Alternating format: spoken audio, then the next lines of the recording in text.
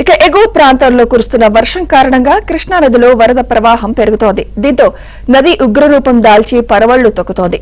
మరోవైపు ఉమ్మడి మహబూబ్ నగర్ జిల్లాలోని ప్రియదర్శిని జూరాల ప్రాజెక్టుకు రోజురోజుకు వరద పెరగడంతో ప్రాజెక్టు 20 గేట్లను ఎత్తి దిగువకు నీటిని వదులుతున్నారు. దీంతో శ్రీశైలం వైపు వరద ప్రవాహం కొనసాగుతోంది. ఎగువ ప్రాంతాల్లో కురుస్తున్న వర్షాల కారణంగా ఆల్మట్టి నారాయణపూర్ డ్యాం నుంచి 99,000 క్యూసెక్కుల నీరు జూరాలకు వచ్చి చేరుతోంది. దీంతో దిగువన 1,33,000 క్యూసెక్కుల నీటిని శ్రీశైలం వైపు వదులుతున్నారు.